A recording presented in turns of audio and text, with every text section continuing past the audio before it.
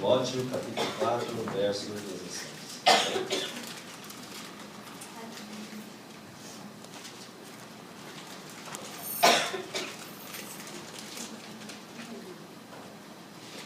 Graças a Deus. Tem cuidado de ti mesmo e do teu ensino, persevera nessas coisas. Dessa forma salvarás tanto a ti mesmo como os que te ouvem. Amém? Podemos dizer. Esse texto ele se resume em duas coisas. Primeiro, tem cuidado de ti mesmo. E segundo, tem cuidado da doutrina ou do ensino. Ele fala acerca da saúde que nós como cristãos precisamos ter. Porque Deus nos chamou para sermos saudáveis, né? E é interessante abordarmos esse tema dessa forma, por quê? Nós vivemos em uma geração que valoriza sobremodo a saúde física, né? Por meio de uma alimentação balanceada. Quem que já não provou um tipo de pílula, um tipo de suco, um tipo de vitamina, né? Que vai te fazer mais saudável? Acho que quase todo mundo aqui, os homens nem tanto, mas mais as irmãs, né? Os homens foram mais forçados pelas irmãs, né? Então bebe esse daqui, né? Então esse daqui vai fazer bem para a sua saúde. Nós estamos em uma geração que valoriza a saúde por meio de uma nutrição balanceada. Vamos comer tofu. Tofu faz bem, tem baixa caloria. Ou tem comida japonesa, é uma beleza, né? Para esse tipo de receita, para esse tipo de alimentação balanceada. E também uma alimentação regrada, né? Procurar comer menos. A gente vai ficando cada vez mais velho, o metabolismo vai caindo, e a gente vai tendo que comer cada vez menos. Quando nós somos adolescentes, a gente faz aquele yamamori, como diz o japonês, né? Eu me lembro que quando eu ia lá no Sukiya, eu pedia sempre tokumori. Nem omori, é tokumori, né? Aquele monte, né? Hoje em dia eu falo namide, o fluxo normal ali. E logo vou ter que reduzir mais porque não está dando jeito, né? Estou continuando gordinho, cada vez mais engordando mais. Eu olho para a balança, é uma luta com aquela balança, né? Bom, é uma geração que se preocupa com uma boa nutrição e que se preocupa também com uma alimentação regrada. É também uma geração que se preocupa com a saúde emocional. Aí nós temos inúmeras terapias preventivas, como por exemplo o repouso. Nós temos que dormir no mínimo 7 horas por noite. Então, se nós quisermos acordar sem olheiras, né? Se acordar assim, sem aquela cara de quem passou por um filme de terror, né? Aquela coisa terrível, né? Então nós precisamos dormir bem, nós precisamos de divertimento, precisamos estar com a nossa mente fresca, né? Para tirar o estresse, precisamos eliminar a adrenalina que se acumulou durante a semana. Então existem inúmeras terapias preventivas para a nossa qualidade de vida emocional.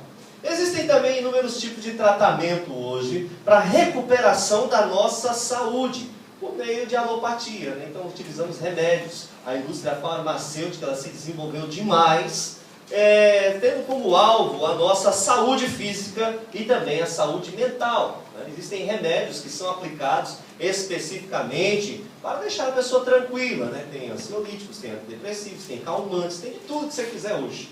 Então a nossa sociedade, ela está procurando combater por todos os meios problemas de saúde. Observamos também dentro das grandes corporações, as grandes empresas, seja o governo também, procura aplicar para os seus funcionários sempre exames de saúde periódicos, né? Por que você acha que ele está fazendo exame com a sua saúde? Será que eles são tão bonzinhos? Nossa, eles estão se preocupando com a minha saúde. Mas o problema é que se uma peça sem manutenção, ela quebra rápido. Então, nós precisamos estar com saúde para sermos mais produtivos e estarmos contentes, termos mais criatividade e no final das contas o objetivo é o lucro, porque eles também se preocupam com a saúde ligada ao lucro. E existem muitas outras áreas e a nossa sociedade, a nossa geração é uma geração que se preocupa muito com a saúde. Agora, para o povo de Deus, essa não é uma temática recente. Paulo ele já ensinava o seu discípulo Timóteo a cuidar da sua própria saúde, valorizar a si mesmo, valorizar a sua saúde, tomar conta de si mesmo, em especial a sua saúde espiritual. Nesse mesmo capítulo, lá no versículo 8, nós vamos observar Paulo conversando com Timóteo, ele falando assim, olha, o exercício físico, Timóteo, é muito importante. O exercício físico é bom, mas, conclusivamente, é de pouco proveito no que cerne à salvação. Ou seja, não é com ginástica, com qualquer tipo de aeróbica que você vai entrar no reino dos céus. Nós só vamos entrar no reino dos céus quando nós tivermos saúde espiritual. A saúde a que Paulo se refere é de natureza espiritual. A nossa qualidade de vida com Deus é muito relevante para a nossa salvação e também para influenciar positivamente as pessoas que estão ao nosso redor, né? Quem que nunca teve aquela experiência, né, de chegar assim e estar perto de alguém, ou até mesmo alguém se aproximar de si e falar assim, poxa, como eu gosto de estar perto de você. Parece que existe uma atmosfera ao seu redor que faz com que eu me sinta bem, né? Acho que cada um de nós já teve esse tipo de experiência, ou de se aproximar de alguém, ou alguém se aproximar de si e dizer, como é bom estar do seu lado. Isso é porque a saúde, ela emana, né? Ela traz, existem conexões com aquela pessoa que nos traz benefício. E Deus nos chama para esse estilo de vida. Um estilo de vida não que se resume em palavras ou em ditos, mas que é traduzida por meio de uma atmosfera espiritual, positiva, salvífica e redentora do Espírito Santo de Deus e que influencia aqueles que estão ao nosso lado. Contudo, irmãos, existem alguns mitos acerca da saúde. Nós precisamos entendê-los. O primeiro grande mito sobre a saúde é que nem tudo que cresce é saudável. Nem tudo que cresce é saudável. Comunidades nas redes sociais crescem e nem sempre são saudáveis. Seitas crescem, né, e não são saudáveis. Comunidades seculares crescem e não são saudáveis, né? A maçonaria cresce e não é saudável. Enfermidades viroses entram em nosso organismo e se multiplicam, mas não são salutares para nós. Então nem tudo que cresce é saudável. Segundo grande mito da saúde, crescimento eterno não é sinal de saúde. Nós não fomos chamados para crescer, crescer, crescer, crescer e só melhorar, melhorar, melhorar. Não, né? Crescimento eterno não é sinal de saúde. O que é sinal de uma vida saudável para nós, nesse contexto humano que nós vivenciamos? Isso, tanto o reino vegetal, o reino animal e o reino humano, ele está sujeito a esse tipo de lei. Nós nascemos, nós crescemos, nós nos multiplicamos, nós amadurecemos e por fim nós morremos. Então, o que é saudável, irmãos? O saudável é nós entrarmos nesse ciclo e tem o nosso tempo de vida. Quando expirar o seu tempo de vida, nós temos que morrer. Sim, morrer também é sinal de saúde. Por exemplo, uma geração, a igreja em si. Nós temos um pastor não é pastor eternamente de uma igreja. Existe essa questão também da saúde da comunidade. Geração vem e geração vai. Quando o pastor chegar a 70, 80 anos... é hora de substituir e entrar uma outra geração, na verdade, talvez até antes, já fazer esse processo de transição.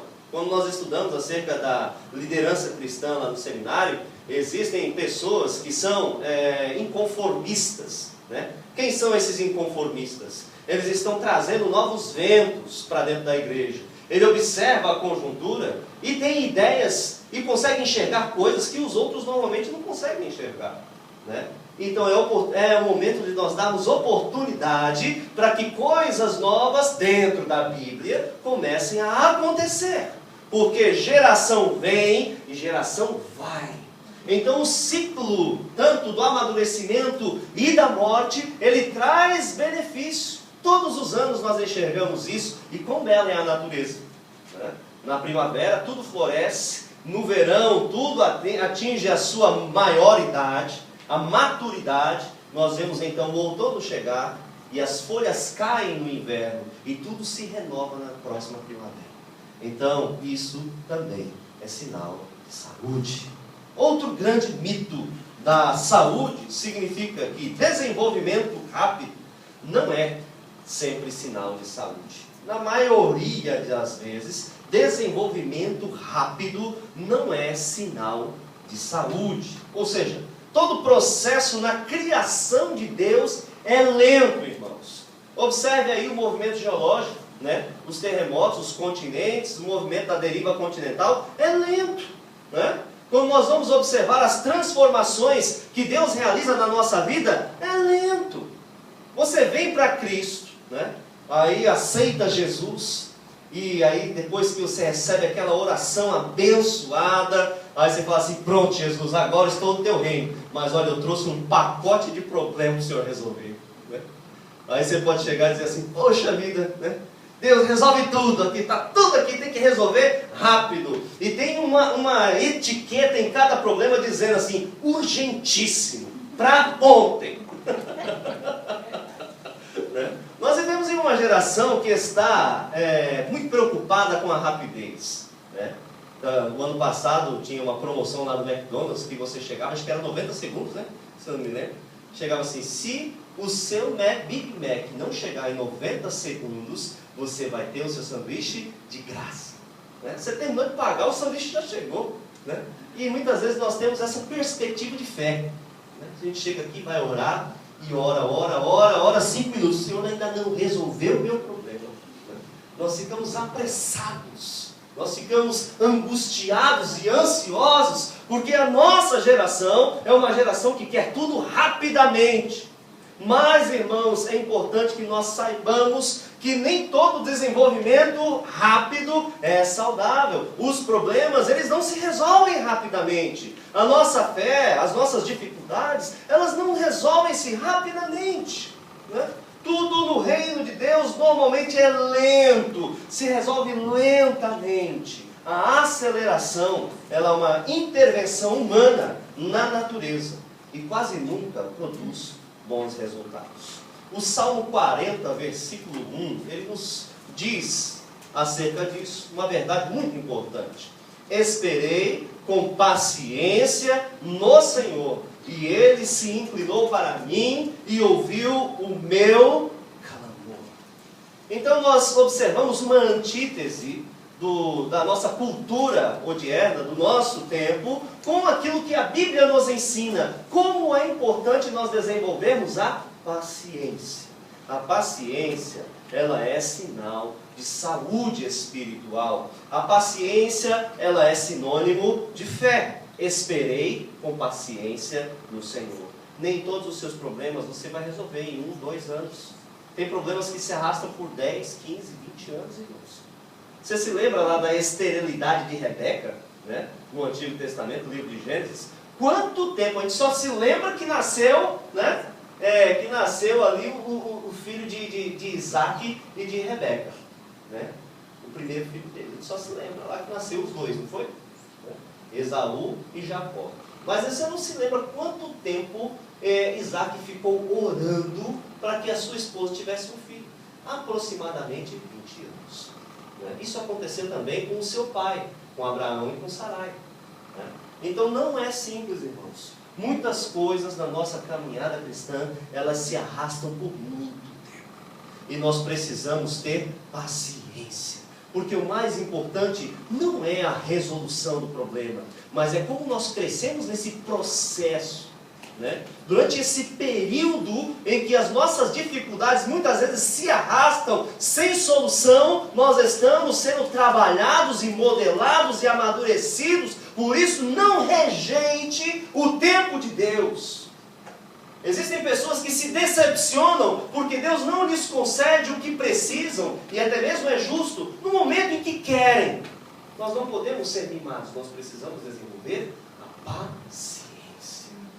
E a paciência é uma característica de saúde espiritual. Ela é sinônimo de fé. E a fé, ela lança fora o medo, ela lança fora a ansiedade e ela é fruto de saúde espiritual. A perspectiva correta da saúde espiritual, então, tirando os mitos, né? Saúde espiritual, ela determina a nossa qualidade de vida. Ela é fruto da presença do Espírito Santo de Deus em nós. O Espírito Santo habita em mim. Então ele vai começar a produzir o seu fruto, que é uma qualidade de vida. No momento em que nós aceitamos a Cristo, algumas qualificações, alguns sentimentos vão começar a nos trazer qualidade de vida emocional. Qualidade de vida emocional, ela nos dá estabilidade para nós conquistarmos qualidade de vida material. Nós precisamos primeiramente disso. Ela nos dá amor, alegria, paz, paciência, bondade, fidelidade, fruto do Espírito, mansidão, domínio próprio, Gálatas 6. E este é o projeto de Deus para o seu povo. É projeto de Deus para nós, que nós tenhamos qualidade de vida. Segundo a perspectiva correta da saúde espiritual, não adianta nós termos um bom discurso, uma boa estratégia, uma comunidade estruturada, uma boa comunicação, evangelização, discipulado, se nós não tivermos saúde espiritual. A igreja precisa ter saúde espiritual, para que todos aqueles que se agregarem a este corpo possam ter saúde, possam ter a sua mente em paz, tranquila, o seu lar ser beneficiado, a sua vida pessoal ser transformada gradualmente, e nós percebemos que o Senhor está conosco. É lento, irmãos, e essa saúde é necessária. A saúde espiritual, ela traz a tão esperada, buscada mudança de vida. Ninguém vem para Cristo para continuar do jeito que está. A gente vem para Cristo e aceita a fé na esperança de transformação das nossas dificuldades e problemas. Então ela traz a tão esperada e buscada mudança de vida. Ela traz paz interior, ela nos traz equilíbrio emocional, né? Às vezes a gente, quando está no mundo, a gente tem aqueles picos, né? Uma hora está bem, outra hora está ruim, né? Então sempre tem aquelas grandes oscilações. Com Cristo, o Senhor nos chama para termos uma vida equilibrada, por meio do descansar nas suas promessas, por meio da presença do seu Espírito Santo. Existe uma alegria genuína, uma alegria permanente, a esperança também de um futuro melhor. Ela é a âncora da nossa alma e faz com que nós não venhamos a nos desviar nem por um lado, nem para o outro, nem para os extremismos, mas nos mantemos firmes no propósito que Deus tem para nós. E também Ele cura a nós mesmos, nos cura nos relacionamentos. Quantas rupturas relacionais dentro de casa, né, com familiares, com conhecidos, e através deste amor, através da presença do Espírito de Deus em nós, nós observamos que uma a uma, Deus vai nos dando sabedoria para consertar essas rupturas. E também nós passamos a ter liberdade de consciência e nos livramos da culpa, né? Então, essa saúde espiritual, ela nos traz grandes transformações. E o texto de Gênesis fala que cada um dá fruto segundo a sua espécie, né? Sem saúde espiritual, toda multiplicação será deficiente. As pessoas que vierem após mim, as quais estou evangelizando, ou as quais estão debaixo da minha responsabilidade como filhos, se eu não tiver saúde espiritual, os filhos vão sair com características semelhantes. As pessoas, os evangelizandos, eles vão vir também com características semelhantes. Por isso é fundamental, irmãos, que nós tenhamos saúde espiritual. Você quer ver os filhos serem abençoados?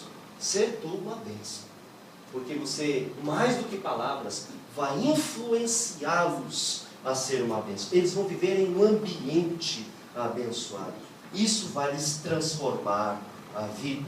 Quando temos e usufruímos boa saúde espiritual, a multiplicação reproduz essa atmosfera de paz, alegria, boa consciência, prosperidade, fortalecimento da fé na vida pessoal, familiar e na igreja.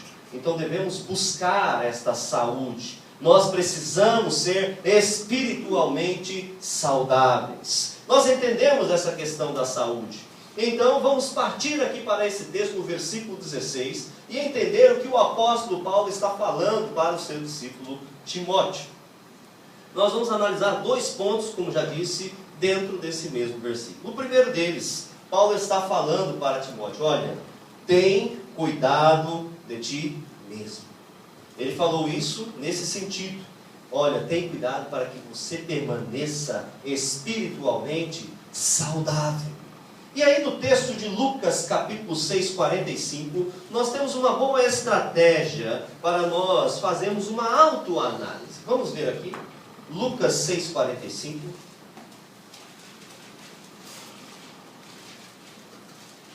Uma boa metodologia para nós fazermos essa análise.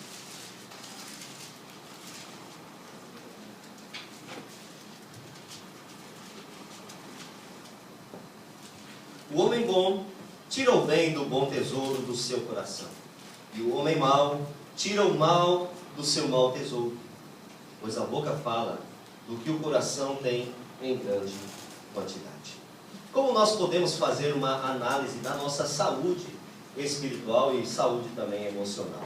Você não vai no médico e vai chegar para o doutor e perguntar para ele assim: Senhor, doutor, eu quero fazer um check-up de saúde espiritual. Ele não vai ter exame nenhum para você, né? Não vai ter nenhum exame desse para você. Agora, a Bíblia nos mostra como nós podemos verificar como está a nossa saúde interior, o nosso eu interior na presença de Deus. Esse texto de Lucas, ele nos dá esse kit de teste para nós nos autoavaliarmos. Ele fala aqui no final do versículo 45: pois a boca fala do que o coração tem em grande quantidade. Como que eu vou cuidar de mim mesmo? Eu vou cuidar de mim mesmo sempre me autoanalisando, para saber como eu estou, para que eu não me engane e eu caia e ache que eu estou de pé. O texto bíblico ele nos diz para que nós cuidemos de nós mesmos. Ele fala: aquele que está de pé, cuide-se para que não caia. Paulo ele alerta a Timóteo: cuida de ti mesmo, cuida da tua vida, para que você permaneça tendo saúde. E como que nós vamos então olhar para nós e analisarmos como está o nosso universo interior? Esse texto de Lucas, ele é esclarecedor, é um teste fácil para nós descobrirmos como está o nosso universo mental. Nós temos 2 realidades aqui nesse texto. A primeira delas são as palavras que são expressas, aquilo que nós falamos. E segundo, são as palavras que nós não falamos, mas elas estão em nosso coração. Primeiro passo é cuidarmos de nós mesmos. E nós vamos então analisar estas palavras. Palavras ditas que transbordam. O texto de Lucas ele nos apresenta as ideias que tão importantes transbordam em nossos diálogos. Ou seja, está tão cheio o nosso coração que nós falamos daquilo. O texto de Atos, quando ele fala de um aspecto positivo acerca do coração estar cheio, os primeiros discípulos, os apóstolos, eles estavam sendo perseguidos e lançados em prisões. Eles estavam sendo açoitados, ameaçados de morte. E um certo dia, inquiridos pelos fariseus, eles disseram: nós não podemos deixar de falar do que nós temos visto e crido. Nós não podemos deixar de falar, porque o coração está transbordando desta verdade. Quando nós temos o transbordar da presença de Deus, nós falamos naturalmente daquilo que nós estamos vivenciando. Quando nós estudamos algo, e estamos envolvidos com algum tipo de pesquisa, nós temos uma tendência natural de falarmos muito sobre aquilo, porque a nossa mente está girando em torno daquelas informações. E também é uma maneira de nós avaliarmos como está a nossa vida espiritual, como está abastecido o nosso coração, porque do que está cheio o coração, a boca fala. Então, uma maneira de nós avaliarmos como está a nossa vida e o nosso relacionamento com Deus, a nossa saúde espiritual, a nossa preocupação com a salvação, a nossa preocupação com a palavra de Deus, a nossa preocupação com a vida eterna, é nós avaliarmos quais são as palavras que nós temos transbordado e deixado fluir por nossos lábios. É muito importante avaliarmos dessa forma. E também avaliarmos que existem palavras que nós não falamos por uma questão de conveniência. Não só o que nós falamos, mas também o que gira em nossos pensamentos. Qual é a temática básica dos nossos pensamentos? Você não precisa dizer para ninguém, mas você mesmo sabe. Faça uma estatística. O que nós pensamos? Quantas vezes nós pensamos durante o dia em que eu penso mais? Então, posso até não falar, porque podem haver pessoas que não concordam ou não compartilham daquela mesma ideia que eu tenho, mas eu posso me autoavaliar. Em que eu tenho pensado continuamente? O que eu tenho falado? Eu tenho condições de fazer uma avaliação, porque a boca fala do que o coração tem em grande quantidade. Eu posso fazer uma avaliação do meu eu interior para saber qual é o meu estado de saúde espiritual. E qual é o processo de análise, né? Nós podemos avaliar. Se falamos com agressividade, um exemplo, né? Nós podemos detectar que há falta do amor de Deus. Se nós falamos muito sobre materialismo, né, é porque de alguma forma está faltando também o amor por Deus. Estamos mais preocupados com as coisas materiais, estamos nos envolvendo menos com Deus. Se nós falamos muito sobre a vida neste mundo, talvez esteja faltando a presença de Deus. Falar com misericórdia, falar com compreensão, é porque nós estamos envolvidos pelo amor de Deus. Nós entendemos que nós somos falhos, nós entendemos que nós precisamos da misericórdia, então nós também agimos com misericórdia e agimos com amor, né? Quando nós falamos sobre valores morais, quando nós meditamos na palavra de Deus, nós temos interesse na palavra de Deus, é porque nós estamos envolvidos e existe amor por Deus.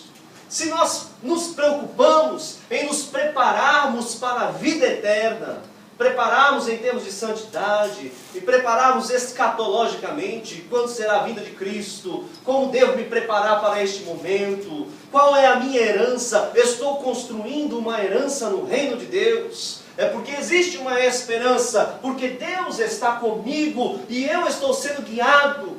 Tem um texto bíblico lá em Isaías que fala: eis que existe uma voz atrás de ti te dizendo, este é o caminho a seguir, ande por ele. O Espírito de Deus nos mostrando, e nós estamos andando com Deus continuamente.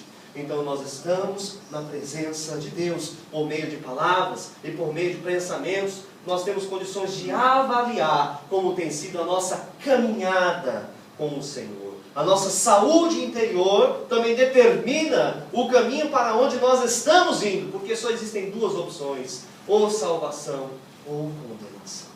A saúde interior, ela flui por meio dessas palavras, e então forma-se uma atmosfera em nós, e através dessa atmosfera nós podemos abençoar, porque o reino de Deus, ele é feito também de magnetismo, né? O que significa isso? Nós podemos observar no mundo natural, os planetas, eles funcionam como? Através da lei gravitacional, né? Nós temos o Sol, os planetas giram em torno desse Sol, não existe nenhum cabo, né? Antigamente eu até pensava quando era criança, deve existir algum cabo, né, que liga a Terra no Sol, e ela deve ficar girando assim, deve ter um cabo segurando, né? Mas não existe cabo nenhum segurando, né? Da mesma maneira como não existe corrente nenhuma que te prende nessa igreja, né? O que nos prende na órbita de Deus? É o magnetismo que o Espírito Santo ele exerce sobre nós, né? Nós nos aproximamos de Deus porque Ele nos atrai, né? Existe essa força que o Espírito Santo de Deus faz sobre nós, e Ele nos atrai até Ele. Então, para que nós possamos também atrair outras pessoas a Cristo, é necessário que nós estejamos vivendo sobre essa atmosfera celestial, para que nós possamos atrair as pessoas de uma maneira muito natural, envolvê-las na órbita do Espírito Santo de Deus. Nós precisamos exercer esse magnetismo, mas como vamos exercer? Se nós tivermos saúde espiritual. Quando existir algo em nós que falta nos outros, é o que nós estudamos também em química, talvez você já tenha estudado isso, né? O que atrai os elétrons ao núcleo dos átomos? Significa que o núcleo do átomo ele tem carga positiva. E os elétrons e a nuvem de elétrons tem carga negativa. O que atrai? O que falta em um, completa-se no outro. E eles se atraem e mantêm-se sempre juntos. Da mesma forma isso. O que atrai-nos a Cristo? Existe algo em Deus que falta em nós, e se nós não tivermos a presença de Deus, continuamente estará faltando algo. Nós precisamos estar nele, porque existe esse magnetismo que nos leva até a sua presença. O que levará as pessoas a Cristo? Quando elas entenderem e sentirem que existe algo em sua vida que falta na vida delas. Nós precisamos viver esta saúde espiritual para atrair outros até a presença de Cristo Jesus. Segundo ponto, dentro desse mesmo texto, lá em 1 Timóteo, vamos voltar lá.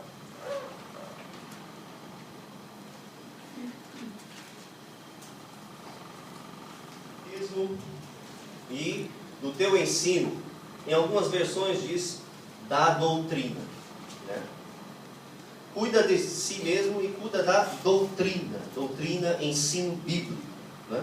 Vamos ver lá o texto paralelo a ele, em Deuteronômio, capítulo 11, versículos 18 a 21, a 22.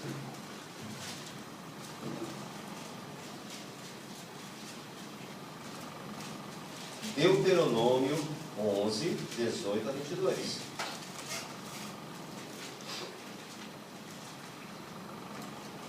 Colocai estas minhas palavras no coração e na alma, prendei-as como um sinal na mão, com faixa na vossa testa, e as ensinarei a vossos filhos, falando delas, sentados em casa e andando pelo caminho, ao vos deitardes e ao vos levantardes, e as escrevereis nos batentes de casa e nas portas, para que se multipliquem os vossos dias e os dias de vossos filhos na terra, que o Senhor prometeu com juramento dar a vossos pais, enquanto o céu cobrir a terra.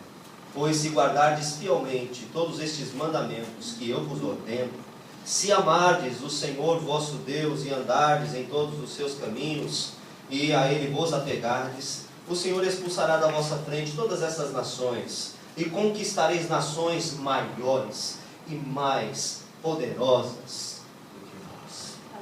Irmãos, como é importante você cuidar da palavra, você cuidar da essência da nossa vida cristã, porque o testamento que Deus nos deu é essa Escritura.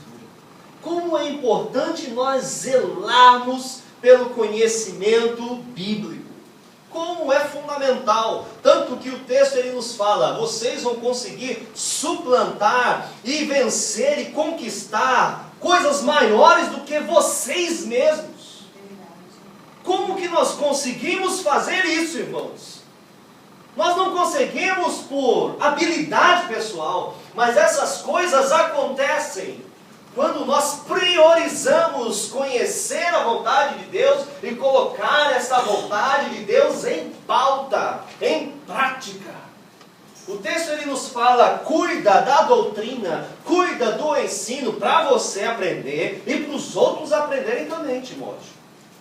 Segundo a teoria da formação social na mente, chamada de Vygotsky, que é um teórico da psicologia, o ser humano, ele internaliza o meio social, que significa a sua cultura, a história, as experiências, as pessoas com as quais convive, aspectos da vida, da sociedade, ela traz tudo para dentro de si.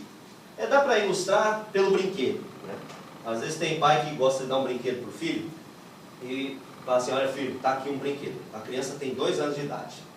Então você dá um brinquedo para a criança. Aí você vai lá no Toys e gasta 5, 6 mil num brinquedo. Tem um brinquedo que é caro, principalmente os mais coloridos, cheio de lâmpada e tal. Aí você vai lá no Natal, que é época de gastar dinheiro, Jesus nasceu para gastar dinheiro, afinal de contas. Então a gente vai lá, Vocês sabem que não é, Vocês sabem que não é. Aí você vai lá no Toys. Aí você pega o dinheiro que você não tem, usa o cartão de crédito para comprar o presente que você não pode para o seu filho. Aí você vai lá e compra. Aí ele chega em casa, abre o pacote daquele jeito. Bom, tudo bem, é um pacote, né?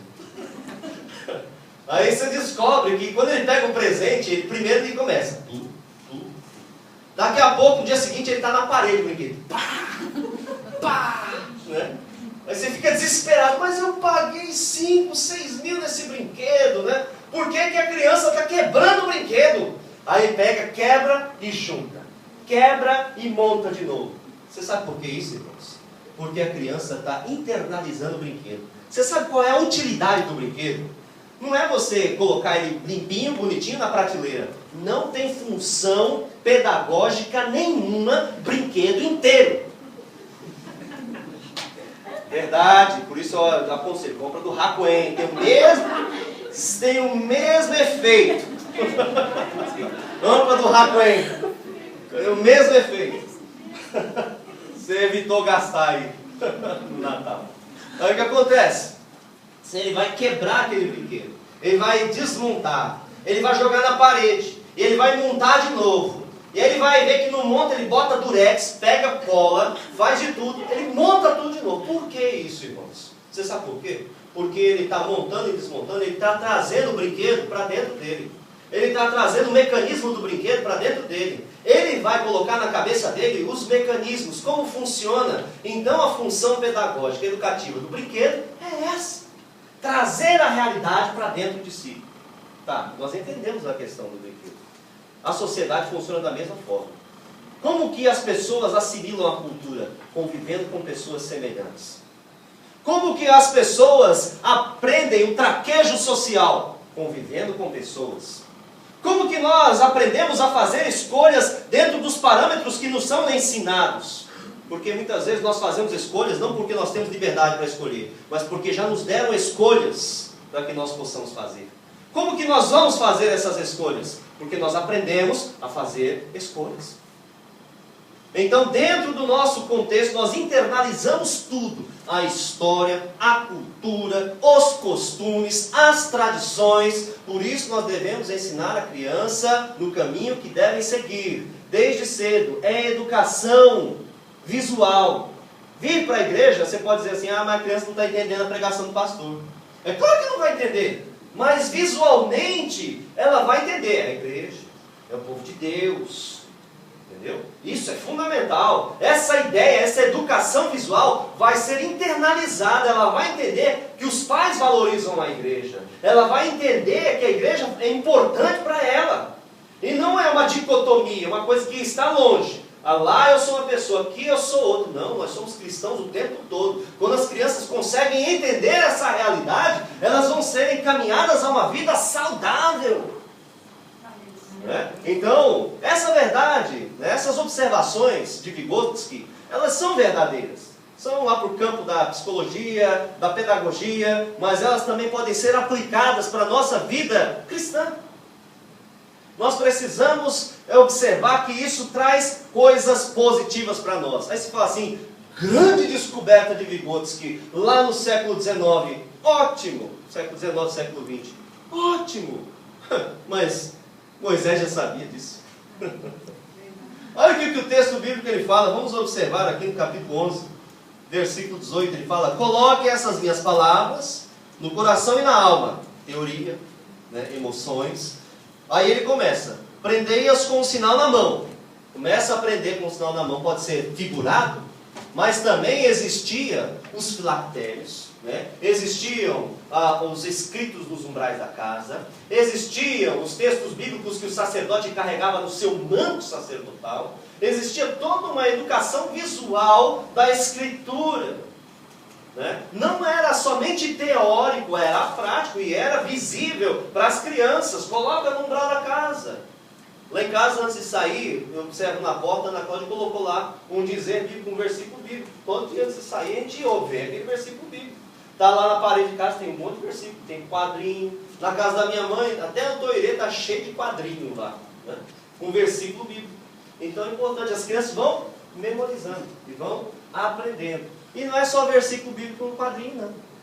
O comportamento, quando nós vamos educar, porque no quadrinho é fácil. Você colocou o quadrinho, tem a Bíblia aberta, Salmo 91, aí você deixa lá, né? E nunca fala daquele salmo para a criança. Mas não está nada, irmão. Né? Então é importante que nós falemos. Todas as vezes que nós formos dar um aconselhamento para os nossos filhos, né? Vamos aconselhar na Bíblia. Olha, meu filho, na Bíblia está escrito assim, assim, assim. Né? Vamos fazer desse jeito. Use a Bíblia. Não use técnicas humanistas. É mais conveniente, né? Nós fazemos dessa forma, é mais racional, é politicamente correto. Não. Use a palavra de Deus e faça alusão, referência ao que a Bíblia ensina. Quando você estiver resolvendo problema com o seu marido, com a sua esposa, procure resolver também problemas tendo em mente o que a Bíblia diz. Quando nós formos resolver problemas dentro da nossa comunidade cristã, nós vamos resolver esses problemas conforme o que a Bíblia diz. E assim, todos os que fazem parte desse convívio vão entender que a prioridade é a doutrina. Cuida da doutrina. Cuida do ensino. Né? Coloque entre os seus olhos, o que ele fala aqui no versículo 18. Coloque entre os seus olhos filtro, análise. Tudo que nós formos ver, analisar, tem que estar em concordância com a Bíblia, como se fosse um óculos. Você colocou um óculos de sol, você vai enxergar tudo da cor da lente. Da mesma forma, com relação à Bíblia. Quando nós enxergamos o mundo pela perspectiva da Bíblia, nós vamos enxergar na cor da Bíblia. Nós vamos enxergar na tonalidade bíblica.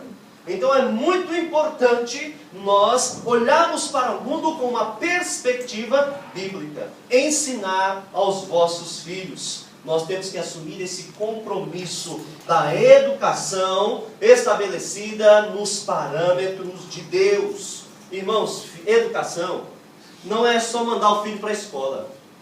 Não é só mandar o filho para a escola. A educação é você cuidar do filho em casa. Esses dias eu tive uma experiência, algumas experiências lá na escola.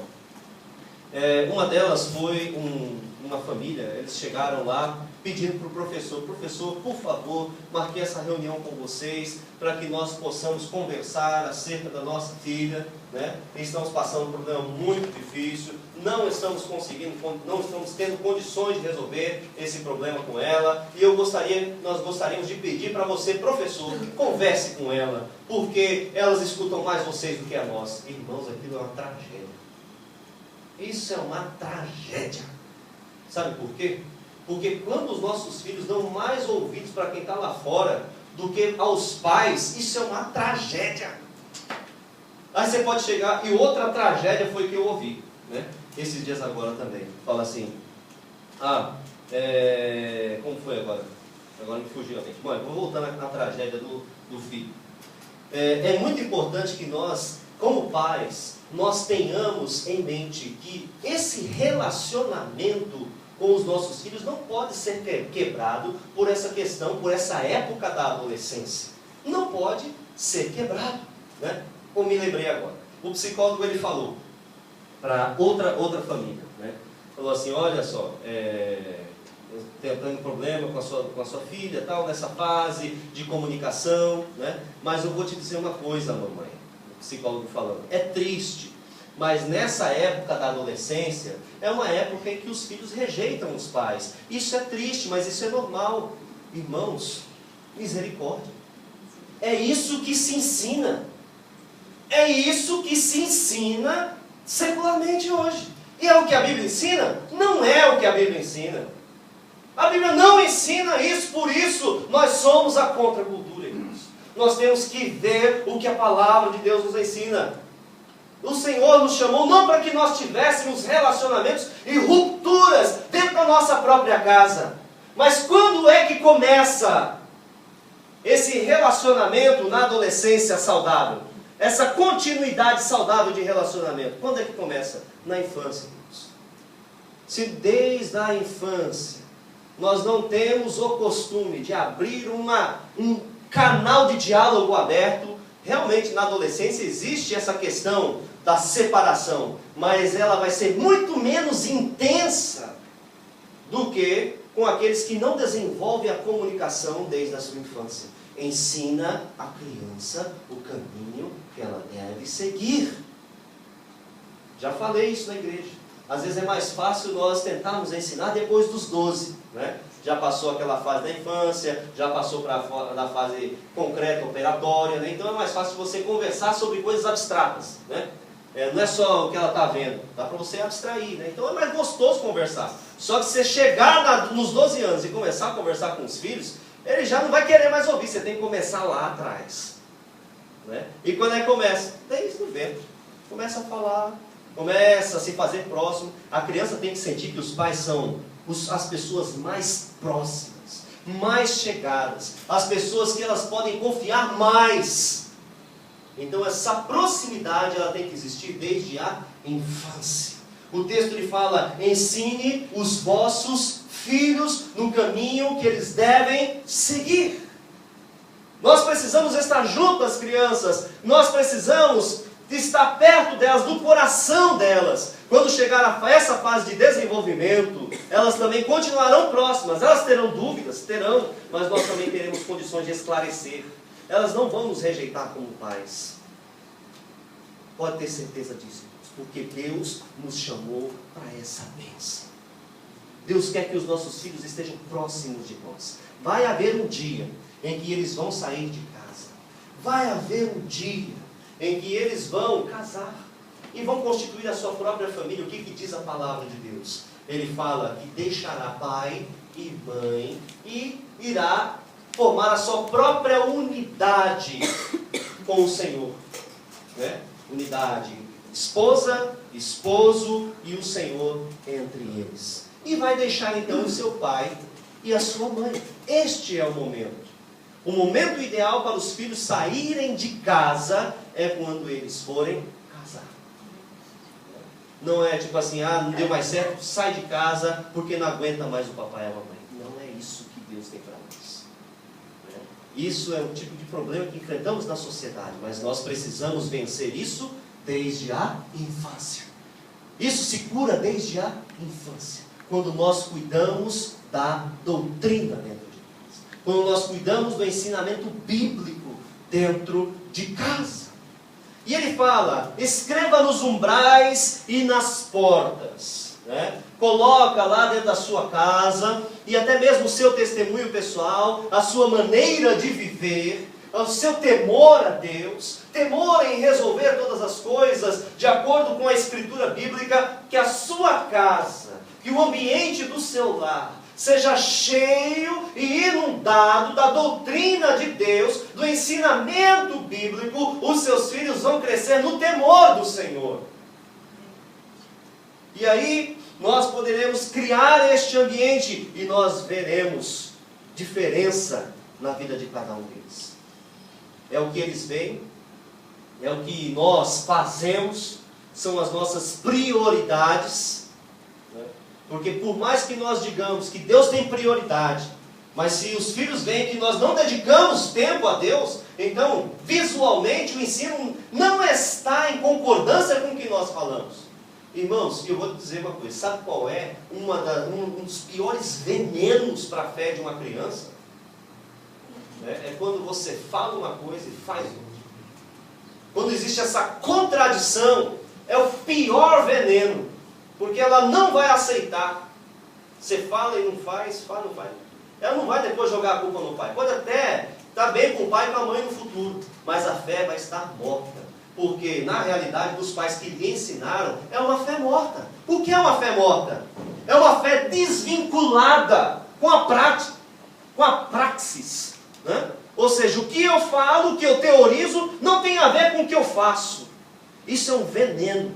Mata as crianças. Elas podem até ter um bom relacionamento com os pais futuramente, mas em termos de fé, vão ser crianças em situação de risco no que diz respeito à vida com Deus.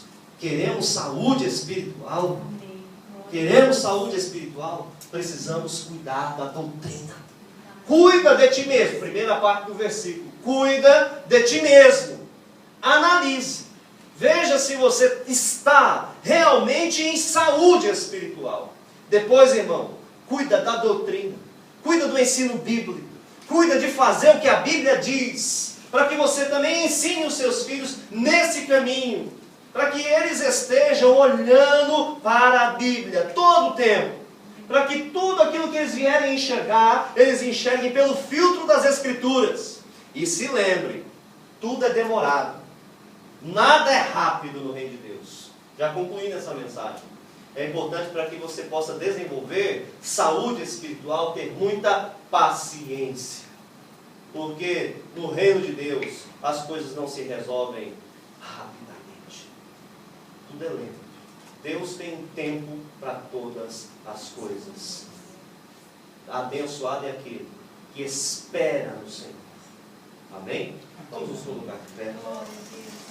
Pai, nós te louvamos e nós te agradecemos por esta noite.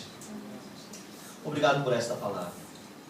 Muito obrigado, Senhor, porque nós entendemos como é importante nós termos saúde espiritual. Meu Deus, que nós possamos ter essa atmosfera do Senhor envolvendo a nossa vida, que a nossa mente, que os nossos pensamentos, que os nossos desejos estejam sempre envolvidos naquilo que o Senhor tem para nós. Que nós possamos ter os nossos olhos fitos lá na promessa final, que é a redenção da nossa vida, que é a salvação e que é a vida eterna. Deus, que nós venhamos a priorizar o Teu reino, que nós venhamos, ó Deus, a estar em comunhão contigo. Meu Deus, se nós, por meio dessa palavra, se existe algum de nós nessa noite, que porventura tenha identificado, sinceramente e honestamente, que a sua condição espiritual não está saudável, por meio dos seus pensamentos e das palavras que fala estatisticamente, que o Senhor possa estar lhes levando ao arrependimento e também ao clamor, porque nós sabemos que existem situações que nós não conseguimos resolver. O que está ao nosso alcance nós fazemos, mas o impossível pertence a Ti, Senhor. Nós precisamos que o Senhor mova, nós precisamos que o Senhor mude. Se porventura algum dos Teus servos, ó Deus, que esteja aqui, pensou e analisou acerca de si mesmo, como é importante essa autoanálise, e tenha feito esta análise e percebido que não está saudável espiritualmente, os seus pensamentos muitas vezes giram em torno de coisas que não deveriam girar, ou até mesmo as suas palavras estão carregadas de descontentamento, de amargura, de tristeza e de dor. Meu Deus, que o Senhor possa nesta noite curar estes corações em nome de Jesus. Espírito de Deus, o Senhor é o médico dos médicos, o Senhor é o Senhor dos senhores, o Senhor é aquele que abre a ferida e fecha, o Senhor é aquele que cura e que restaura, o Senhor é aquele que traz o teu povo, que atrai até a ti, para que possam saber que somente o Senhor é Deus. O Senhor é aquele que nos alerta, enquanto há possibilidade e oportunidade, kairos, enquanto há tempo, um tempo oportuno. Hoje é esse tempo oportuno, um tempo de nós refletirmos, avaliarmos a nossa conduta e retornarmos ao caminho que o Senhor tem projetado para cada um de nós. Se porventura os nossos pensamentos estão distantes do Senhor, se porventura as nossas palavras estão distantes do Senhor, é a oportunidade que temos de refazer a nossa vida contigo, de nos reestruturarmos na Tua presença, de sermos tratados e curados pelo Senhor. Esta é a noite e este é o momento. Dai saúde para a Tua igreja, Jesus. Dai saúde para os nossos irmãos, individualmente, a cada um aqui neste lugar. Que o Senhor possa tirar toda a amargura, Senhor. Tira, meu Deus, todos os pensamentos que nos levam a ter tristeza e que nos levam a não perdoar ou até mesmo ter angústia em relação a situações ou pessoas. Tira isso de nós, meu Deus. Tira, nos cura, Senhor, em nome de Jesus. Tira toda a raiz de amargura do passado, tira, meu Deus. Tira, meu Deus. Tira, meu Senhor amado, todo pensamento materialista, porque nada trouxemos para este mundo e nada dele levaremos. Não adianta construirmos uma casa sobre a areia, mas que nós possamos querer o Teu reino, querer a Tua justiça, querer e pensar e almejar uma vida contigo à eternidade. nos envolvermos na causa da evangelização, pregarmos a Tua palavra e vivemos em harmonia contigo. Cuidarmos da nossa família, cuidarmos, ó Deus, da nossa vida espiritual, nos dedicarmos à vida de oração, nos dedicarmos à vida de leitura bíblica, nos dedicarmos também ao trabalho, para o sustento do nosso lar, mas sempre nos lembrarmos do Senhor em todo instante. Que haja saúde para o Teu povo, Senhor, e que essa igreja seja uma igreja que tenha qualidade de vida espiritual. Toda maldição, ó Deus, que seja quebrada agora em nome de Jesus. Toda maldição de falsos ensinos teológicos seja quebrada em nome de Jesus. Todo sofisma seja agora quebrado, dissipado em nome de Jesus. Toda aflição de alma agora seja curada em nome de Jesus. Toda angústia, toda perturbação na mente seja agora desfeita e diluída em nome de Jesus. Toda ansiedade por problemas que estão aquém das nossas mãos seja agora entregue tudo nas mãos do Senhor. Leve o teu fardo pesado nas mãos de Deus. Leve os teus pensamentos, leve as tuas amarguras do passado, para que Deus possa curar agora em nome de Jesus. E que você possa sair deste lugar nessa noite liberto para a glória do nome de Jesus. E você possa sair restaurado deste lugar com um novo pensamento, com novas metas. Pense quando Jesus vai retornar. Pense em se santificar. Pense em conhecer mais a palavra de Deus. Pense em ensinar essa palavra para os seus filhos. Pense em construir o seu lar aos moldes da palavra de Deus. Fala com o teu povo nesta noite, Jesus. Que a tua palavra, meu Deus, tenha prioridade nos lares, no relacionamento conjugal, na educação dos filhos. Que a tua palavra, meu Deus, esteja na boca dos teus servos, nos relacionamentos sociais. Que eles enxerguem a cultura deste tempo conforme o teu óculos, conforme a tua lente espiritual, em nome de Jesus.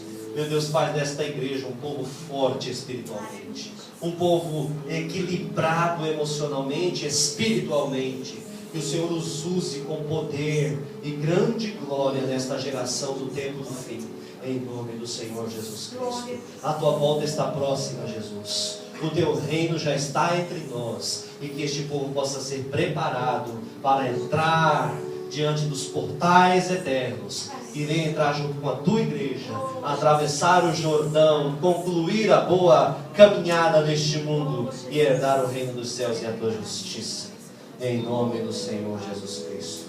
Cuida de ti mesmo e cuida da doutrina, em nome de Jesus.